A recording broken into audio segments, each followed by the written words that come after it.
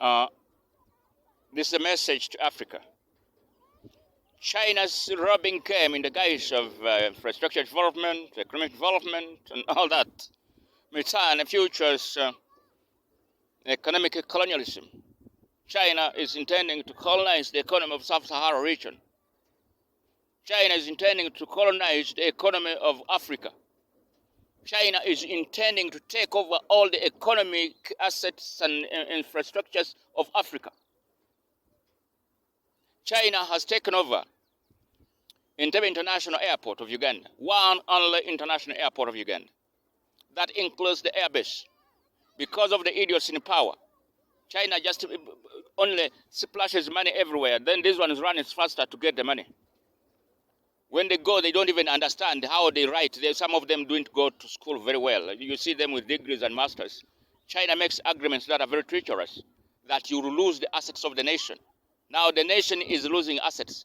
It is going to lose even the Kaluma Dam that generates electricity, and it's a very rich dam.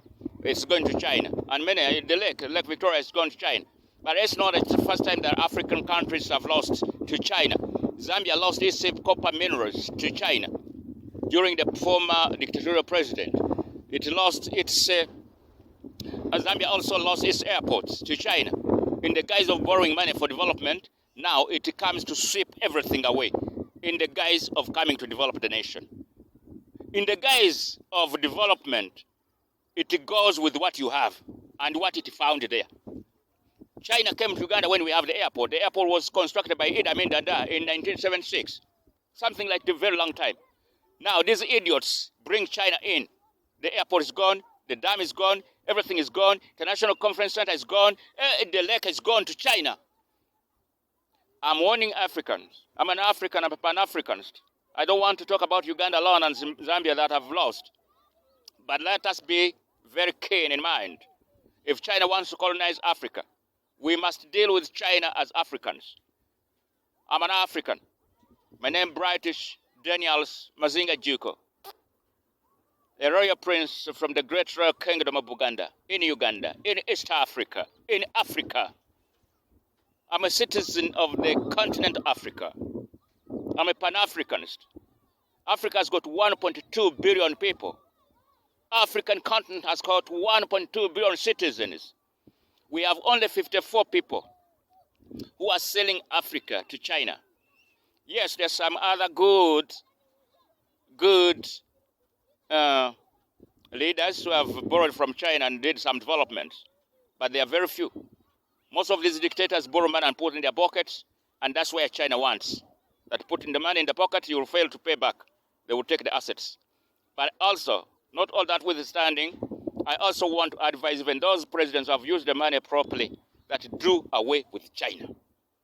Do away with China. China has got a very different intention in Africa. You may look at it as development, but it's not just coming here to develop. China is coming to take over Africa. And I'm an African, as I mentioned. Our forefathers fought independence. The way you hear these other things called trade, slave trade. Slave trade, it was the leaders of African groups, societies, chiefs, and kings who sold the people. The colonialism also, it was the same kings and chiefs who accepted those church mission societies, Catholic mission societies, and those ones who came to colonize Africa. Very few people, very few leaders of Africa resisted colonialism, resisted those slave trade. It is the leaders. So put a question mark on the leaders. Then say what? Which country resisted this colonialism? It's Haile Selassie, the emperor, the great emperor Haile Selassie. Resisted colonialism, resisted Italy. Let us all become the Haile Selassie against China. All Africans, we must not wait for the leaders. The 54 people are benefiting from China, but 1.2 billion people are not benefiting but lose. Let us rise up, rough up China. Our forefathers used the spears, pangas, stones, and everything to fight enemies and to protect their ownership, to protect their assets. We are going to do the same because our forefathers used the spears, pangas, knives, shields to protect themselves, to protect their families, to protect their assets, to protect their ownerships. We are going to do the same against China.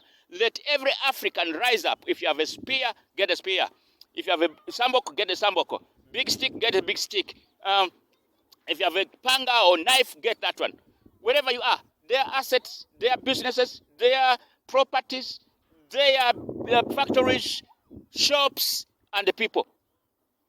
Let the people go to China or die here. Let Chinese go back to China or die here. If their business is to rob Africa, they should go back or die here. And their assets are going to be completely burnt down. We are going to chase out China from Africa if they don't get careful.